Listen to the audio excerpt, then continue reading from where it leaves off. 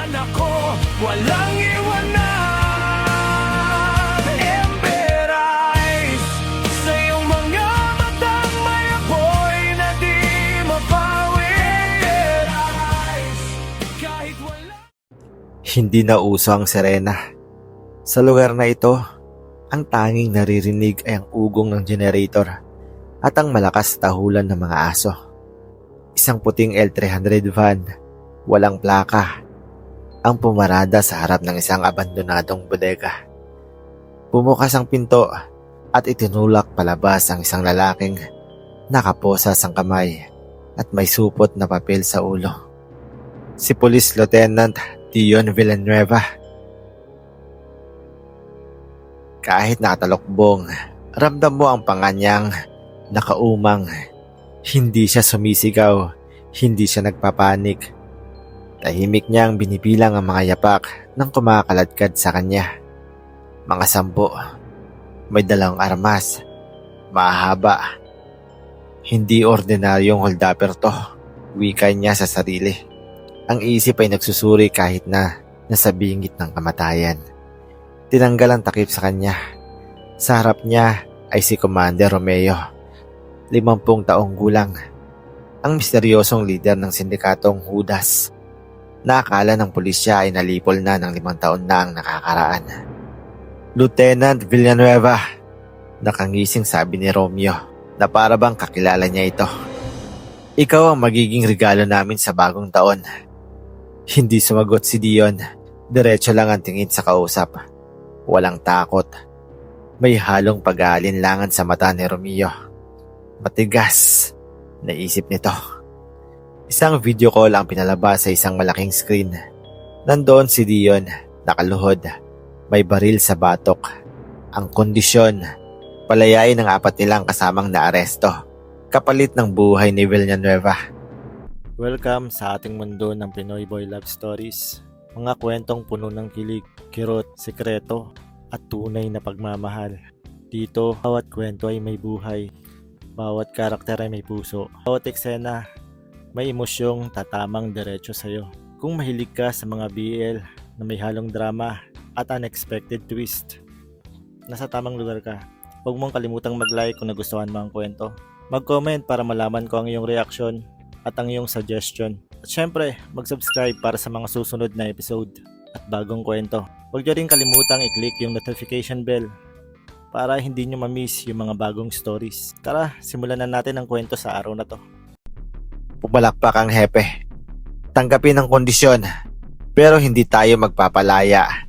Magpapadala pa tayo ng isa pang regalo. Mga sundalo. Pumasok si Kapitan Daniel Dan Rojas, 28 taong gulang. Bitbit ang kanyang helmet. Hindi siya pumormang action star. Simple lang, may magandang pangangatawan, matangkad, at may malalim na mata na parang laging may iniisip. Tahimik siyang nakinig sa briefing. High risk rescue. Hostage is a PNP lieutenant. Ang location, somewhere in Bulacan. Intel says heavily guarded. Tumangulang si Dan. Ang mga kasamahan niya, batikang sundalo na rin. Seryoso ring tumatango. Walang bravado. Trabaho lang. Bago lumabas, hinawakan siya ng kanyang superior sa balikat. Daniel, kaya mo yan. Malit na grupo lang yan. Dali-daliin nyo na lang. Opo, sir, sagot ni Dan. Ang boses ay kalmadong-kalmado na para bang magja-jogging lang.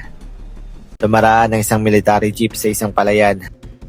Ang may hawak ng manubela, si Dan, nakaupo sa likod, ang 4 niyang kasama. Tahimik ang paligid, masyadong tahimik.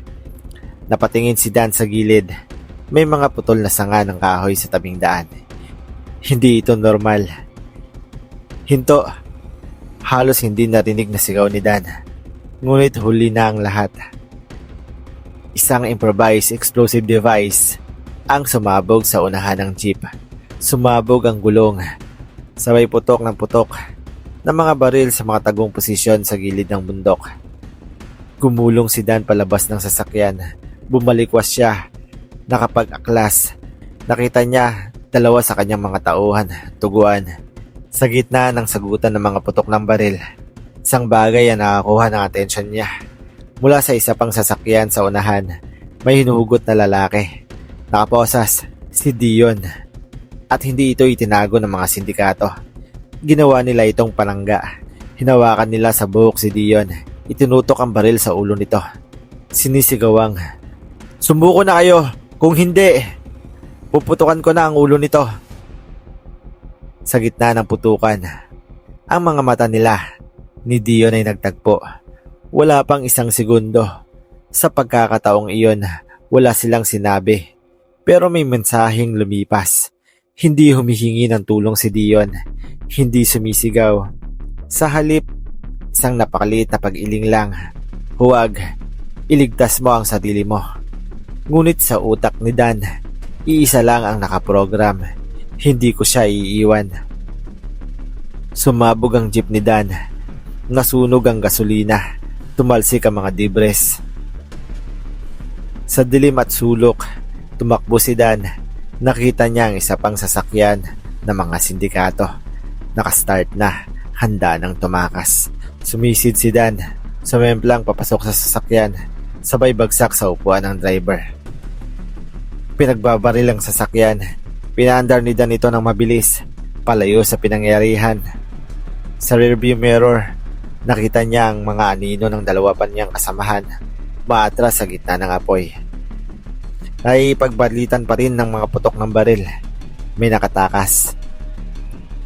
Pero habang papalayo siya, may naramdaman siyang buta sa dibdib na hindi bala ang sanhi. Ginawa lang siyang pain. Iniisip ni Dan, hindi nila intensyon na makipagpalitan ng putok. Gusto lamang nila kaming patayin gamit siya. At sa sandaling iyon, sa usok at apoy, sa gitna ng pagkatalo, nagsimula ang isang misyon na hindi na niya trabaho. Personal na ito. 2 linggo ang lumipas. Sa isang dampa, nag-iisa si Dan. May nakasabit na mapa sa dingding. May mga pulang marka sa tabi niya. Isang kupas na larawan ni Dion Villanueva na nakuha niya mula sa police records. Tinitignan niya ito. Mukhang matapang. Hindi mukhang madaling patayin. "Hindi ka papatay. Alam ko." Bulong ni Dan sa hangin. Hindi dahil may nararamdaman siya, kundi dahil sa nangyari sa ambush. Kung gusto kanilang patayin, malamang sa harap ng kamera kanila papatayin para may ebidensya. Hindi kanila itatago ng ganito katagal. Ginagamit ka pa nila at hahanapin kita bago ka pa nila itapon. Nagpatuloy ang pagtugis. Sa tulong ng mga informante, natunton ni Dan ang isang malayong kuta sa gitna ng gubat. Isang lumang kampo ng mga lager na ginagawang headquarters ng sindikato. May mga lookout, may mga ilaw, may generator. Isang gabi, pumwesto si Dan sa isang tagong lugar. May dalang sniper rifle at ilang kagamitan. Tahimik siyang naghintay. Ilang oras siyang nagmasid. Kitang-kita niya sa malayo, sa loob ng isang kulungan gawa sa kahoy at yero, ang isang lalaking nakaupo sa semento. Si Dion, kahit marungis, kahit puyat. Nakaupo ito ng tuwid, hindi nakayuko. Para bang hindi siya bihag, kundi isang bilanggo ng digmaan na naghihintay ng pagkakataon. Napasinghap si Dan, hindi dahil sa takot, kundi dahil sa isang bagay na hindi niya maipaliwanag.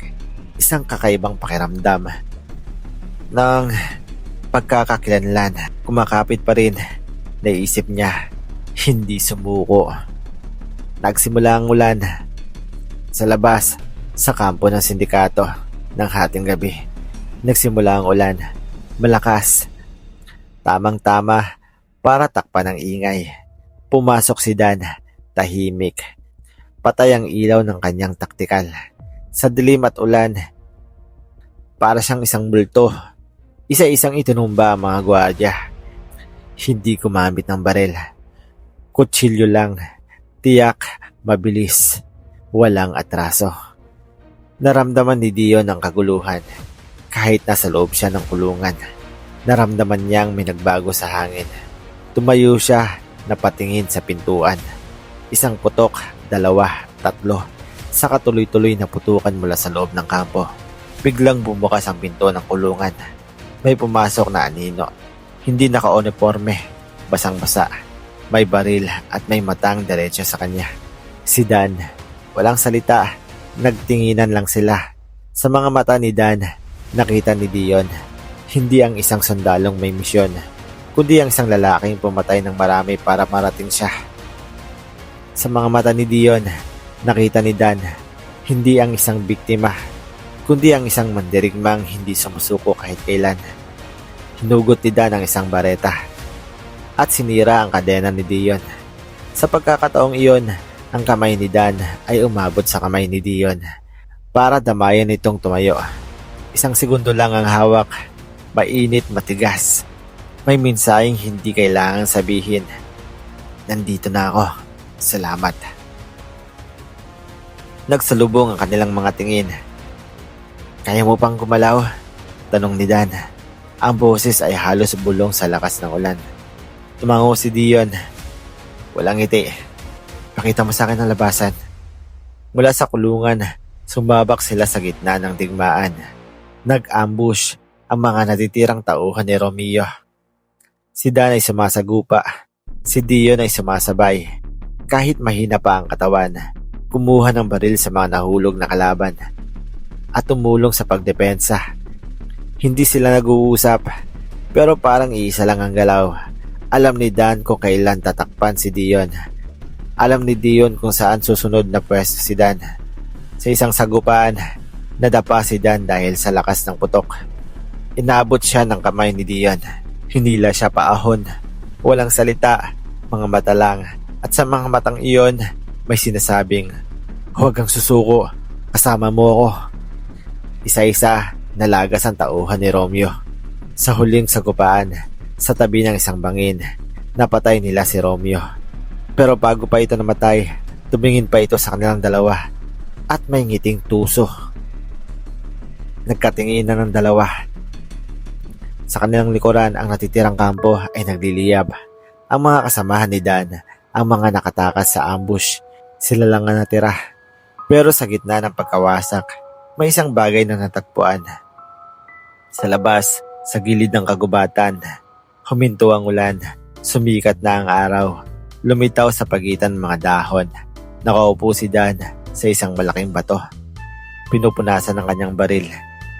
Si Dion naman ay nakatayo sa tabi, nakatingin sa lumiliwanag na langit. Sugatan silang dalawa, pagod pero buhay. Sa unang pagkakataon, nawala ang ingay ng labanan. Tanging huni ng ibon at ugong ng hangin ang naririnig. Hindi sila nag-uusap, hindi kailanman. Si Dan, na hindi umiiyak kahit kailan, ay napatingin sa kanyang mga kamay.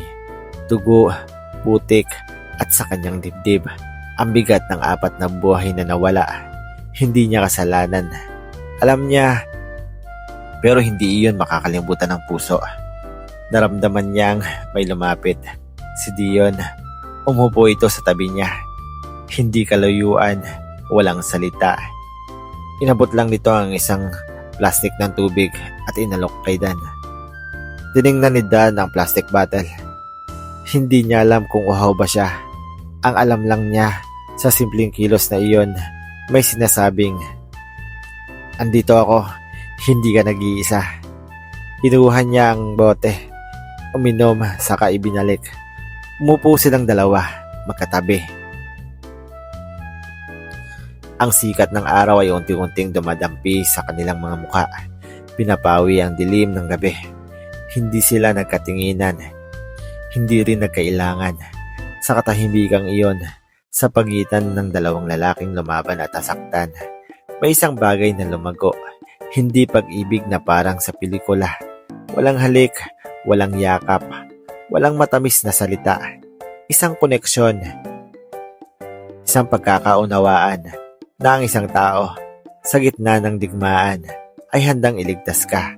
Hindi dahil utos, hindi dahil tungkulin, kundi dahil sa isang bagay na mas malalim. Ang pagkakataong may nakakaintindi sa iyo sa pinagdanaanan dahil siya rin ang dumaan doon. Tumayo si Dan, inabot ang kamay niya kay Dion para damayan itong tumayo, gaya ng ginawa niya noong isang gabi. Inabot ni Dion ang kamay niya, hinawakan ito ni Dan. Matagal, hindi bitaw, at sa wakas, nagkatinginan sila. Walang ngiti, pero ang mga mata nila ay nagsasabi ng lahat. Salamat sa pagsagip. Salamat sa pagtitiwala. Hindi kita iiwan. Sabay silang naglakad papalayo sa nasusunog na kampo, papalapit sa liwanag ng umaga. Hindi magkahawak ang kamay, pero magkatabi, at sa bawat hakbang, ang katahimikan sa pagitan nila. Ito ay isang wika na silang dalawa lang ang nakakaintindi. Wala pang I love you, wala pang halik, pero sa paraan, hindi maipapaliwanag sa mga titig na tumatagal ng mas mahaba kaysa dapat, sa mga kamay na hindi agad bumibitaw, sa katahimikang may sinasabi. Doon nagsimula ang isang kwento na hindi nila alam na isusulat pala ng tadhana para sa kanilang dalawa. Ang ganda ng umaga, no? Oo, lalo na kasama ka. Ikaw talaga, sweet mo, para sa'yo lang. Mahal kita. Mahal din kita. Sa gitna ng putukan, ako'y nag-iisa. Mga kasama'y wala na. Ngunit sa dilim, may dalawang matang nag-aapoy. Bihag ng kaaway, di sumusuko kailanman. Sa isang saglit na tayo'y nagtagpo, sa gitna ng digmaan, may kakaibang ningning na sa puso ko'y nag-iwan. Hindi ko maintindihan. Ember eyes, sa iyong mga matang may apoy na di mapawi. Ember eyes, kahit walang salita ako'y iyong narinig. Hindi ko alam kung anong tawag sana darama, pero hanggat dito pa lang, di na kailangang sabihin pa. Ang ember eyes mo nang nagsasalita.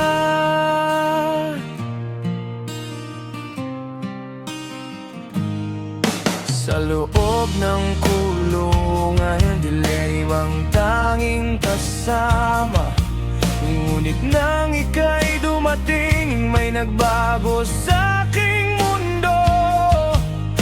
Basang-basa duguan, ngunit nakatayo ka pa. Sa isang hawak ng kamay mo, ako'y may mahal ng natagpuan. Hindi natin kailangan ng pag-asalita. Hindi natin kailangan ng pag-amin. Sa bawat laban na tayo'y magkasama. Nariyan ka na, nariyan ako, walang iwanan.